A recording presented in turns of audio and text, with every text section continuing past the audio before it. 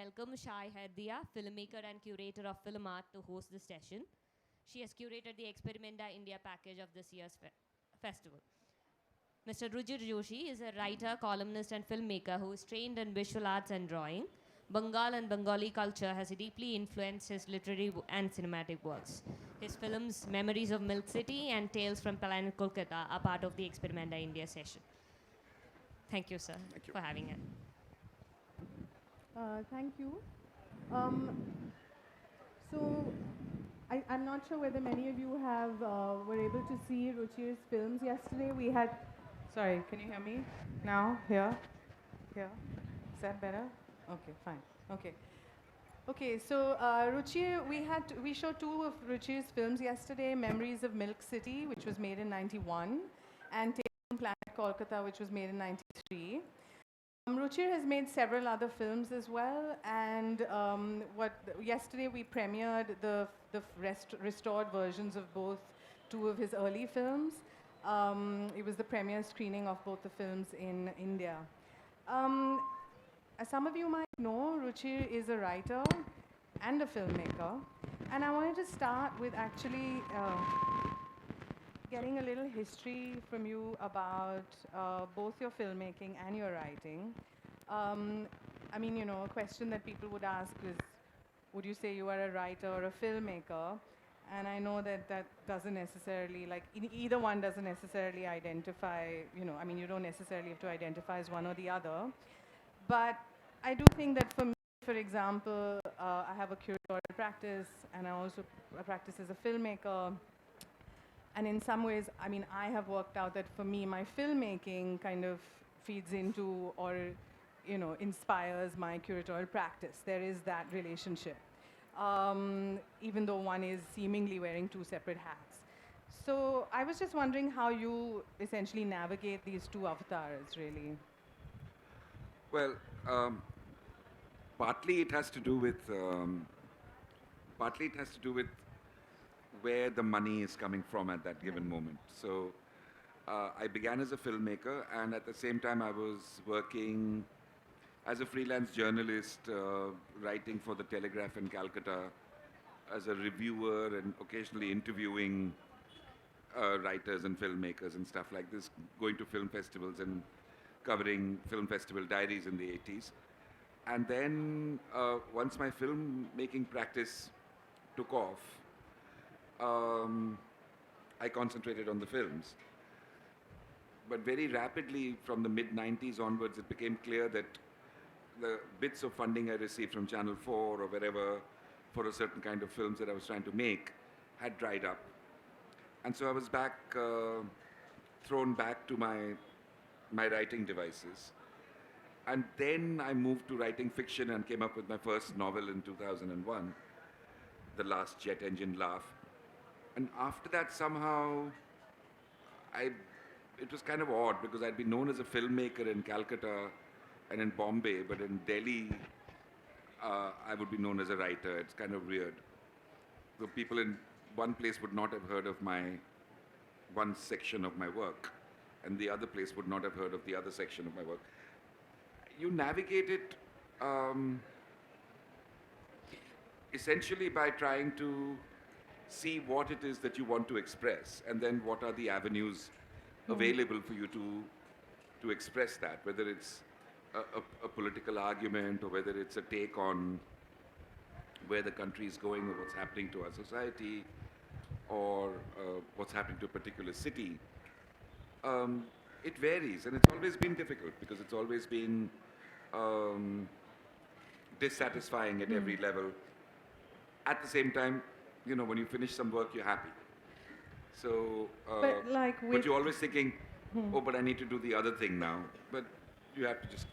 But beyond, like, let's say, wearing the two separate hats, I think in your, let's say, the two films yesterday, I think language plays a very significant part, right? There is a lot of, like, intertextual, I mean, there's a lot of relationship to, like, literary references, of course, cinematic references, but, you know, in Memories of Milk City, there is, you know, there's a literary reference, so, yeah. I was never shy of using words in my films. That's for sure, because they were always very important. The words, music, sound, all of them are as important as what the camera captures or, you know, what's on the screen as a picture. Um, and then with the fiction writing especially, when people read my work, they tell me that it's very cinematic. So maybe there's a part of my brain that's just actually trying to write a film script, but it ends up being a novel. I don't know. But there is definitely an interplay between the things that I'm interested in, which is visual culture, cinema, photography, painting, art, theater and dance, music, and these things crowd into whatever medium I happen to be working with at that time. So you mentioned, you know, most of your films were made out of Calcutta in the 90s, right? Yeah. So what was that atmosphere like? What was the context in which you were making work? Both the films that we saw yesterday were funded by Channel 4. Yeah. But outside of that kind of distribution and funding setup, were there other sources of funding, and, you know, how did you access stock, etc.? Not really. Right. It was a pretty. It's difficult to explain that time now, because right now at least you have PSPT, you have the possibility of crowdsourcing, crowdfunding your films. You can work with bits of equipment that you can either own or share with friends or borrow, and then edit at home on your computer. And you then need to make a leap in post-production or whatever to finish the film. At that point, where there was no video that was worthy of use, really, the video was terrible in those days. You had to go to film, 16 millimeter film. And that provided its own obstacles. For example, you had to first go to NFDC and apply for a stock permit, because they wanted to make sure you didn't misuse the stock and sell it on the black market to commercial filmmakers. So you got the stock permit from NFTC. You had to go through the babus and convince them that they should allow you to buy 10 rolls or 5 rolls of film. Then you went to the Kodak office and you begged them that, sir, I need this stock and this stock. When is it coming from Dubai or Kuwait? I don't know, maybe next month. My shoot is in 1 week's time. Oh no, we won't have it then. So there was that whole, you had to then butter up those people. You couldn't bribe them, and you didn't have the money to, but you really had to cajole and, you know, massage their egos. So they say, okay, I will see if I can make a special delivery. So even though you're paying for the stock, you still have to, you know, go through all these hoops just to be able to get the film. And then the quarter inch had to be bought, smuggled quarter inch from the local smugglers market, because the economy hadn't opened up at that point. So you couldn't legally go and buy TDK or BASF tapes or anything, and you needed tapes for your Nagra to shoot, get the sound. Then there was a question of finding a decent camera which had not been damaged, because a lot of people with old 16 millimeter cameras will palm it off to you and say, oh, you don't know how to use the camera if the footage is bad. So you had to know which camera was good. Everybody knew which camera was good, so there was a line for it. People were doing feature films in Super 16, 16 blow up. Other people were doing commercial documentaries and ad films in 16. So for you as a independent non-fiction filmmaker trying to make an essay film or some kind of a marginal, out of the mainstream documentary, you really had to work hard at even scoring the camera and the tape recorder, the Nagra. Then once you had all this stuff together and your crew together, only then could you begin to shoot. So that affected how you thought about what you were shooting and how long you could shoot, the structure of your film, your scripting, your whole thing. Everything was impacted by that reality. Also, where was the lab? You could process film in Calcutta, but to finish a film, you had to come to either Chennai or Bombay, Madras or Bombay, because they had the big labs where you could finish the film. The sound recording studios, the final sound mix, would also be done there, negative cutting, printing, all that. So even in Calcutta, you were always at a remove from where you'd be finishing your film. So you had to have the budget to go stay in a friend's house in Bombay and for a couple of months at least, if not longer, to finish any film you were making. So we shot in that I think that atmosphere, you know. essentially what you're describing also is if you were, as you were, working outside of a particular kind of industry format, right? Where, you know, you have all this stuff accessible to you. So and what's interesting about the practice that you describe is that it's collaborative in a way wherein it's not necessarily the crew that you're commissioning, but it is a bunch of friends who are coming in to make work. And, you know, I know some of my students here who have a bunch of friends have come together and made work, and I think that that's a particular kind of energy where you're going to, you know, work things to make your film happen, and a particular freedom that you have, therefore, in terms of the form, in terms of what you can do. Yeah. Because you're not necessarily catering to, you know, I mean, maybe you do have an audience in mind, which might be your 10 more other friends, but it's not like you're catering to a funder. So just in terms of collaborative practice, if you could talk a little bit about the time and, you know, Yeah. you working with friends and things. So it was funny because Bombay was where a lot of us had worked as assistants to. I worked as an assistant to Ketan Mehta, for example, on feature films. Ranjan Palit, who did camera for me on all these 3 films, he assisted people in Bombay on commercial and art cinema, and also in Bangalore, I think, and maybe also in Kerala. Can't remember now. Mahadev worked as an assistant editor to people in Bengali cinema.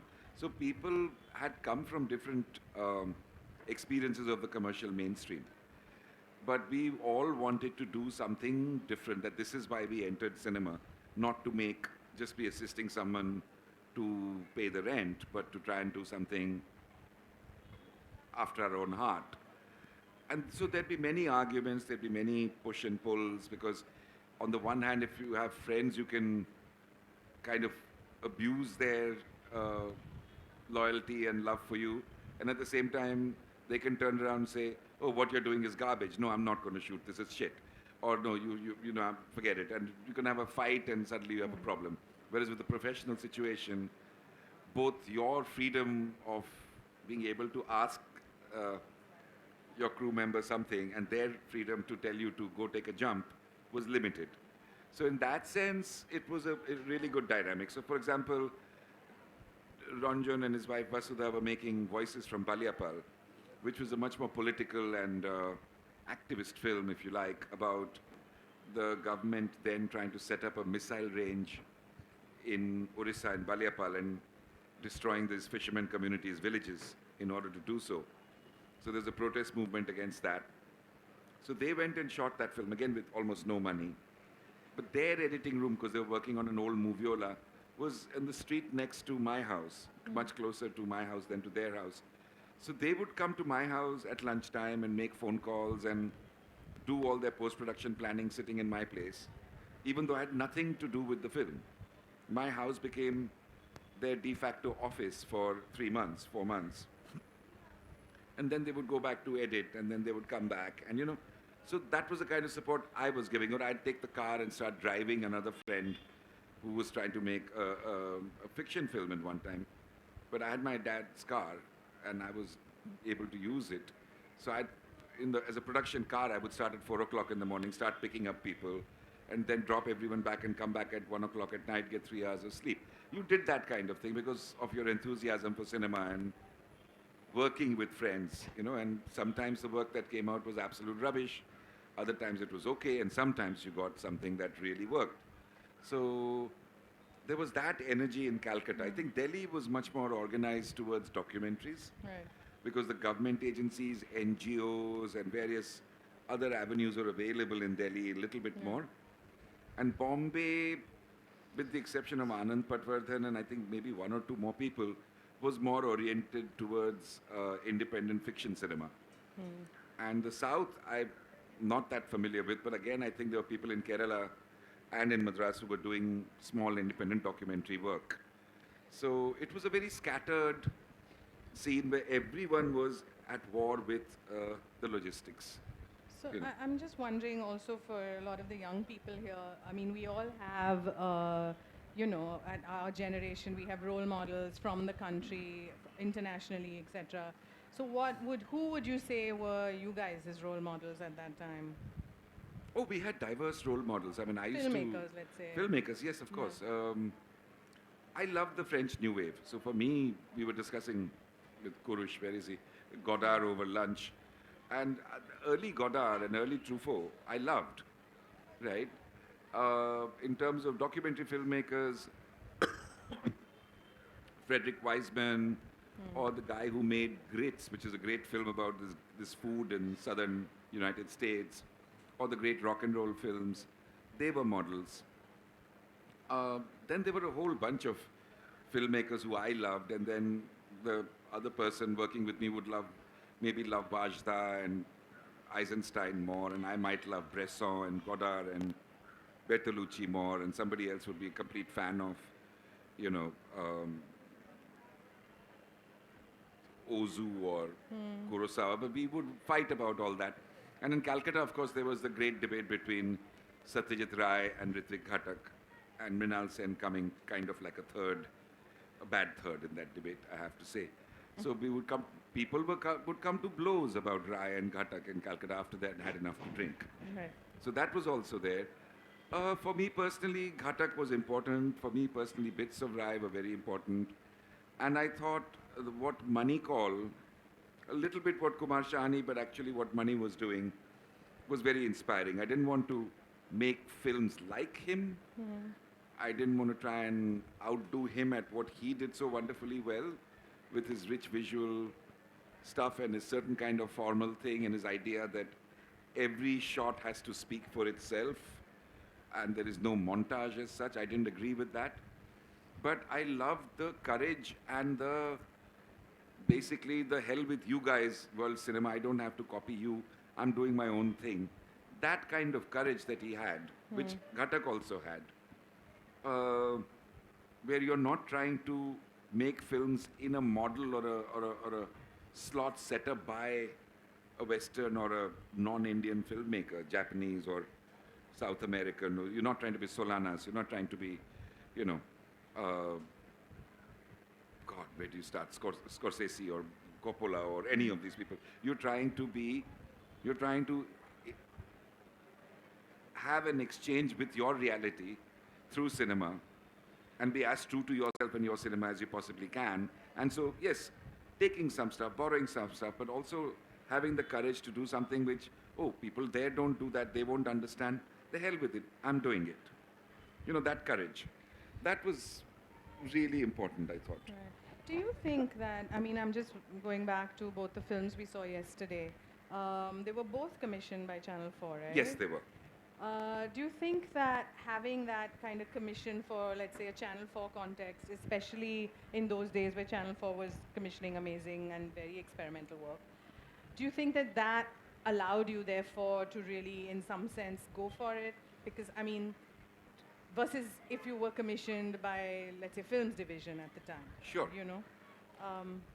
Oh, yeah. I mean, what you have to remember, those of you who saw the films yesterday, is that from, let's just say from 1984-85 till 1991, that's 5-6 years, I was assisting Ketan in Bombay, other people doing feature films in Calcutta, and I'd made one film of my own money about the new market in Calcutta, which wasn't a very good film, but it was like my student film, and I had huge traumatic experiences just trying to finish it. And then most of 11 Miles, which is the long bowl film, one had made on one's own money or getting some sponsorship from some corporate houses and this and that, and somehow managing to stitch together a trailer. So till 89, in fact, one was really struggling. And in 89, I made a small trailer and got to London, and when we say Channel 4, specifically there's a man called Alan Fountain, who was in charge of commissioning the independent experimental cinema.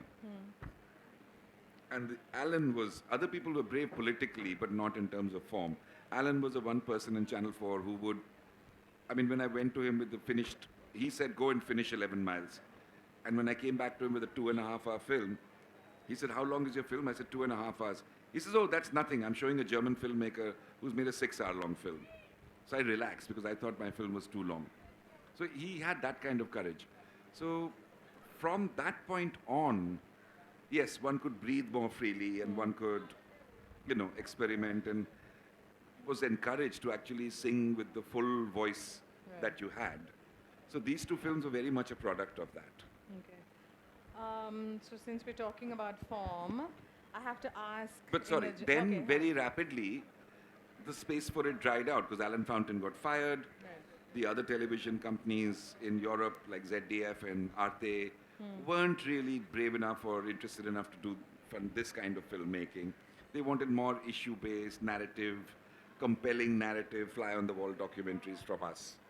And they weren't interested in paying money to see experiments with form or whatever. So Yeah, no, talking about form, I mean, I feel like, you know, when one is working with film, I mean, getting to the conversation about film and digital, I think that obviously it's a very different practice. Like you bring a very different form of attention when you're like setting up the camera or Yep. how you're going to shoot, because with film you kind of have to know what you're going to shoot before you shoot, whereas with, you know, digitally you can just keep shooting and then construct it as you go along.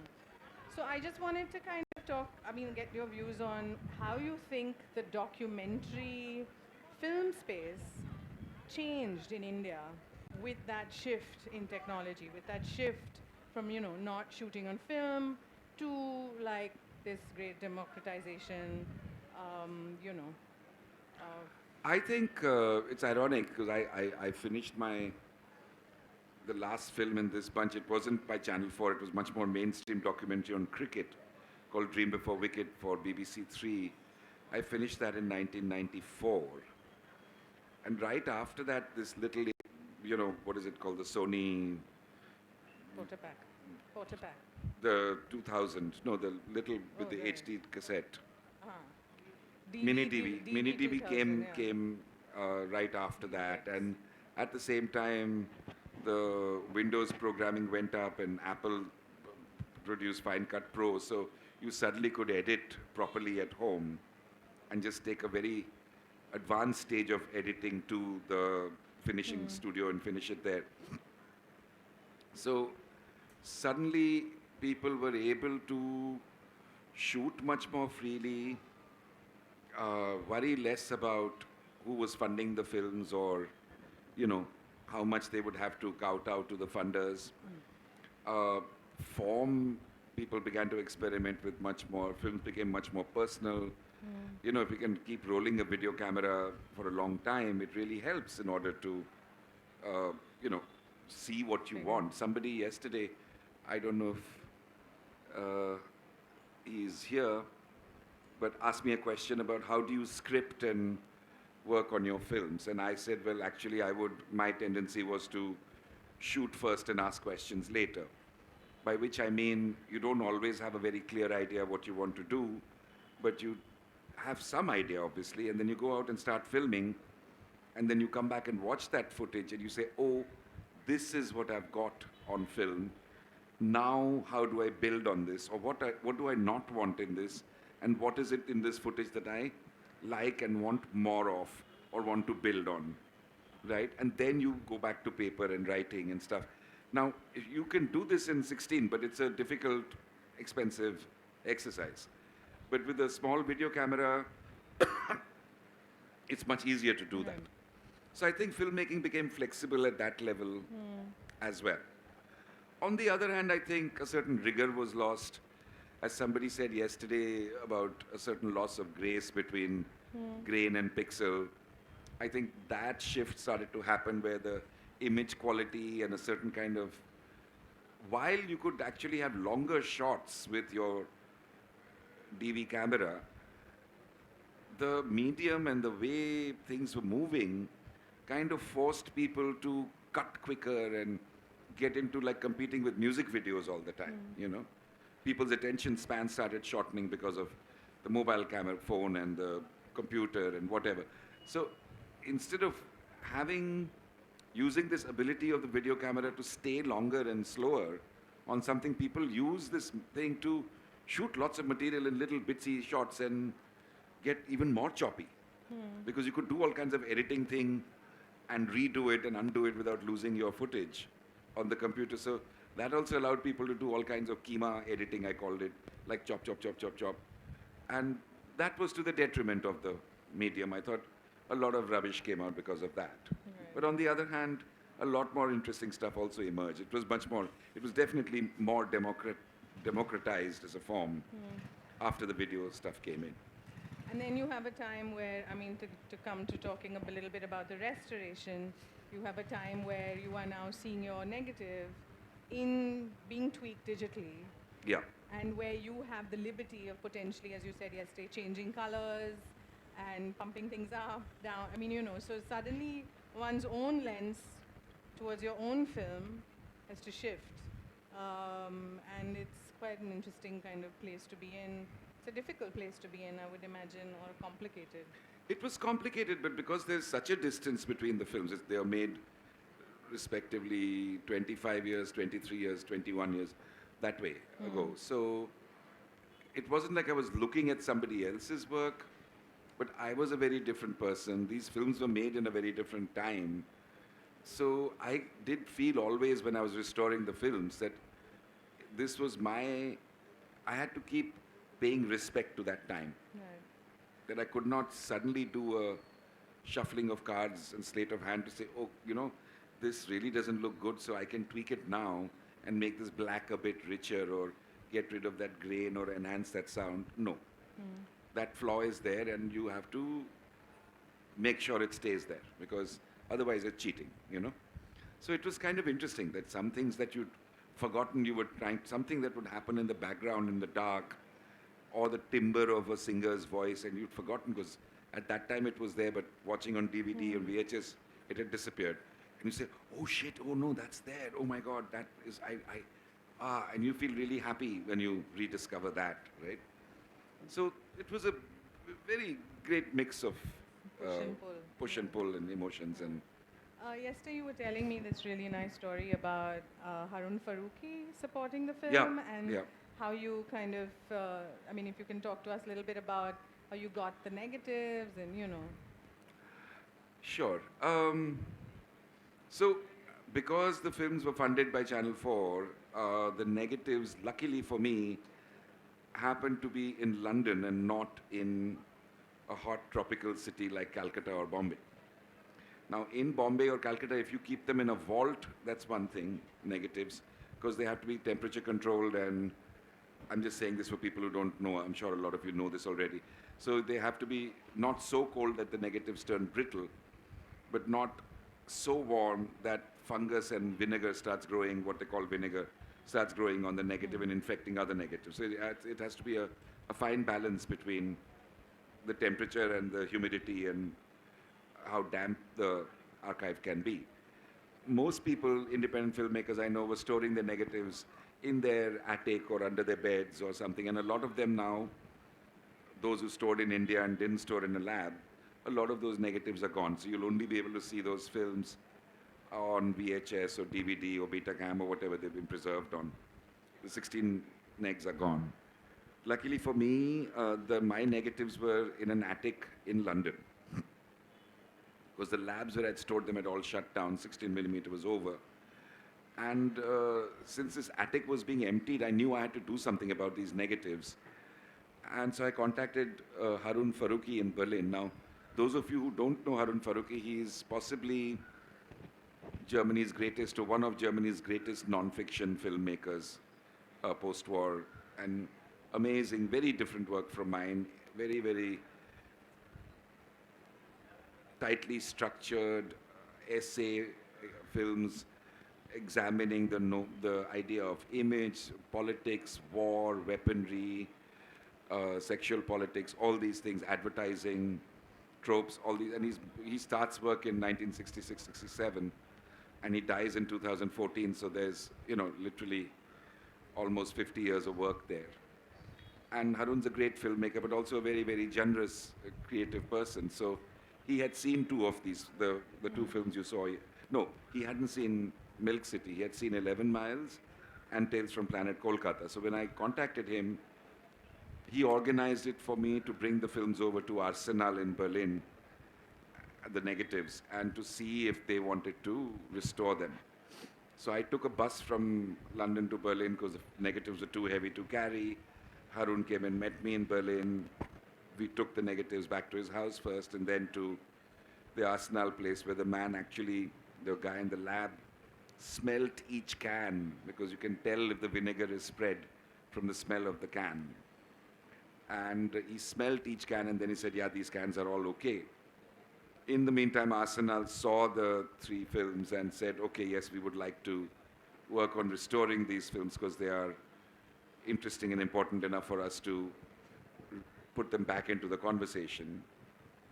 And so the process started at that point, and it took about 3-4 years and more money than we had envisaged, and a very slow, laborious process of first cleaning the negative, first looking at it, examining it, then cleaning it. Then you scan the negative onto computer. Then you do a basic initial retouching of some basic stuff. Then it goes to the color correction, which is where I came in and sat with the color correcting person for like nearly 2 months to do the whole thing. Then it goes for retouching the picture. So the scratches and things that are still there, which come out more when you get the contrast, you try and do what you can with those. And then you're working on the sound at the same time as well. And then finally, when the prints come together, then as I said yesterday, it was almost as if I was seeing the films for the first time, you know. So. Okay. At this point, I just wanted to open out to the audience if there are any questions. Anyone would like to? Yeah.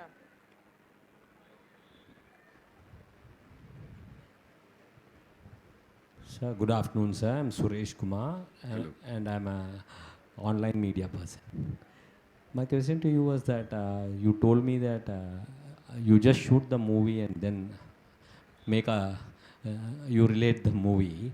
When you do that, how much of shoot you have to remove from the actual shot? No, I didn't mean you shoot the movie and then you ask questions. I mean you go out for maybe 1 day's shooting or half a day's shooting, and you see, it's like if you're making a painting and you have a blank piece of paper or a blank canvas, then sometimes you just put a mark on that canvas. You don't know what you're doing.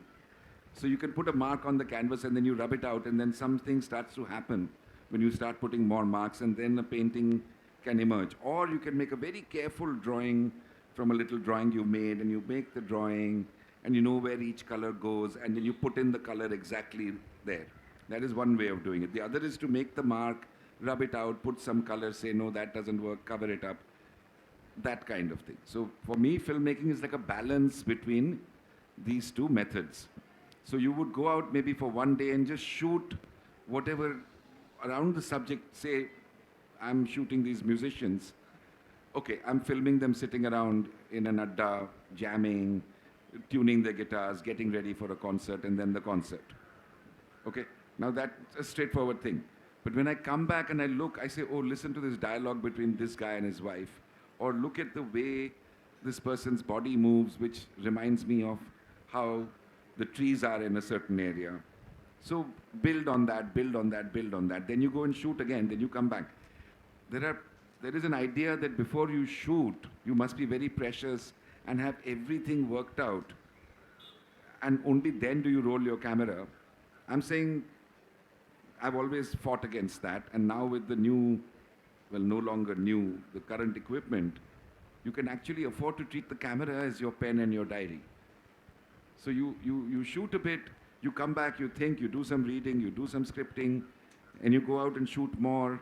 So it's a organic process of give and take, you see? I mean, you can do this with a non-fiction film or with a documentary film. With a fiction film, it's more difficult because you need the actors and the lighting if you want and all that. So, but people have done that as well.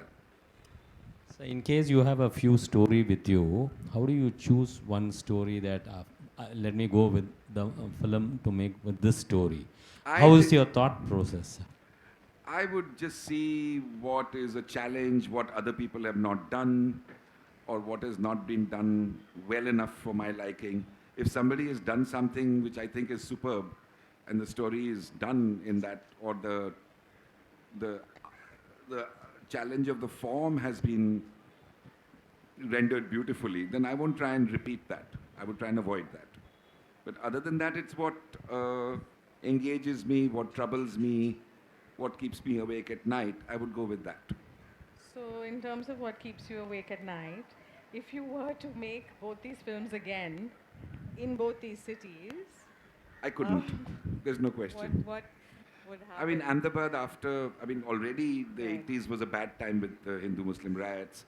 But right now that city is transformed completely from what that film was. And I made a radio documentary for BBC Three in 2003, 1 year after the Gujarat killings. And I was forced by the situation to tackle that much more directly and head on, you know. And it was a radio, so sound documentary. But that's what I could do with Gujarat. I mean, I don't know what kind of a response I would have today to Gujarat. And Calcutta is another crazily changing place. So again, I couldn't do this or anything like this film today, you know. Any other questions? There. Sama. Hello. Hi. I wanted to ask you what you were talking about, the limitations that you had while making the film. Yeah. In the same time, if you didn't have those limitations, would your films have turned out differently in that time? And the flaws that you saw in your films, the grain and all that kind of effect that it had on your film, did you love that from the beginning or did you learn to love it? Interesting, good. So I think, okay, so when you were shooting in Calcutta in the late 80s, you would occasionally get some foreign crew coming in. And their cameraman would have these lenses that they would just keep on the ground and mistreat, and they would run through film stock like water. And you would be so envious, like, yeah, shit, man, these guys have everything and I don't have it and all this. I think the films would have been different if I had a lot more stock to play with and captive equipment, you know, like my own camera, which is there 24/7. I'm not sure they would have been better because I think there was a challenge to thinking through once you started to shoot that, okay, I can only afford to get this much material. What do I want? And you really take a gamble and a risk and you're on your toes all the time, right? So the tape is rolling all the time to capture sound, but the film isn't rolling all the time because it's more expensive.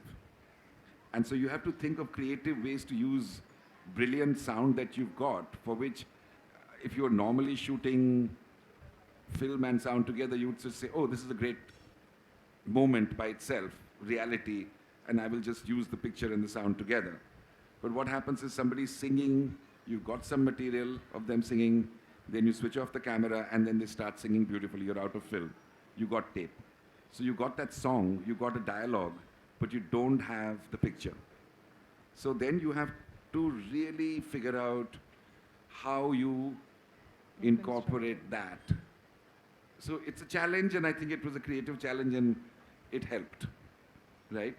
So And to that's, her next question. and the next question, which is a very good one again, is it was a nightmare shooting 16 in Calcutta in those days, because some of the cameras, as you'll see if you ever see the longer film, I talk about it in the film, the camera chews up the film, right? And then you take the film to the laboratory. Calcutta had a new West Bengal Film Development Corporation lab had just opened.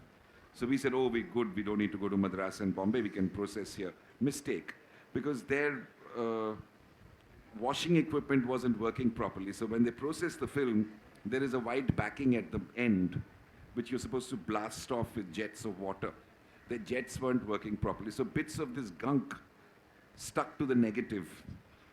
And then I had to spend a lot of money in London with this Australian company where they, with using sound and sonar, they actually blasted off those bits of the negative. So, I mean, we used to hate the scratches, every scratch and dent and thing on the negative.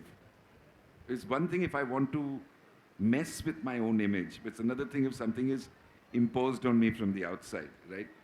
So that was then. But now when you think back, at a scratch or a hair in the gate that's there throughout the film, or something. I mean, there's one moment in Tales from Planet Kolkata where Ranjan Palit was shooting and we were in a bar, and he had lit it for a certain, like a 250 ASA film stock. And what happened was the guy who was assisting him was loading the next roll into the magazine, and he put a leak on that roll. So that roll was gone, and we no longer had 250 stock. We only had like 100 or I think even 50 ASA stock. So suddenly he uses a much slower stock in the second half of that shoot. And then we push it in the lab, so it becomes super grainy because we couldn't set up that shoot again. So the way Reena and I edited it, it kind of worked, but that grain is there, and it's not because of choice, but because we had to compromise. Now I love that grain, you see? I wouldn't do without it. But had it not happened, of course, you'd have had this very smooth sequence of, rich darks and whatnot. So, yeah, now you kind of remember each scratch and each thing with nostalgia and with like that time and all that stuff. So, Yeah, so now in the digital age, this whole concept of fix it in post, right? So in Yeah. post-production, you can fix a lot of images and a lot of footages. Working with film, what was the extent to which you can not fix, what was the post-production limitations that you had with film? In terms of colors, color changing and all those kind of... just doing a simple fade, crossfade on an image was a huge palaver. If you got a, like a dissolve between two shots, you could do it in 35 in India very easy, but trying to do a 16 millimeter dissolve in India, it would look like very crude. So you actually took it to London to get your dissolves done, a simple dissolve, which is now in the, FCP or Adobe, you just do a click and you can do whatever you like. So you didn't reach for those things very easily, because you knew that you couldn't fix it in post. And you had to be super careful about your choice of color and your stock and what filters you were using, how you were cutting, all these things. Those constrictions provided a good challenge, I think. I'm not saying that everyone should go back to that, but looking back at that time without being romantic or, oh, everything was so wonderful, it wasn't, it was hell. I would say it was a good training to get. And so even now when I'm editing on video or I'm trying to reach for an effect or something, I'll ask myself 3 times whether I want to have that effect or not, or can I do something with a straight cut, or can I do something without tampering with the color. And only then when I say, no, this needs that, will I go for that effect on the video. So the question is related to that only. If you want to rank 3 Indian places where you could process your film, 1, 2, 3, which would be the places you would say? Look, I don't know anymore because I have not made short film in India for 20 years now. I think Prasad is still processing. I'm not, would you know, So, Shai? Would you answer? I think Prasad is still processing. Ad labs? Not even, no 16 at all. No 35 even. No Nowhere. 35. So no one's processing 35. Ad labs. So, and which is the peakest period of a filmmaker? Really? How do you mean? Sorry, what was your question? Peakest film? Huh? No, there is no such thing. Some filmmakers come into 100. their own at the age of 70, and others make 2 good films and they're done by 25. So there's no such thing. It's not like tennis or cricket,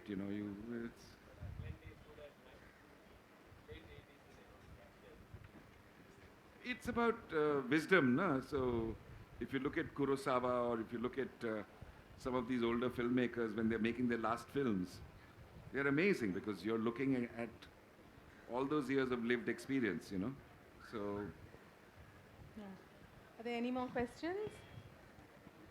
Anything? Okay. great. Thank you, everyone. Thank you, Ruchir. Thank you, Shai. That was Thank you. really illuminating. Thank you, Veena, Kerala Festival.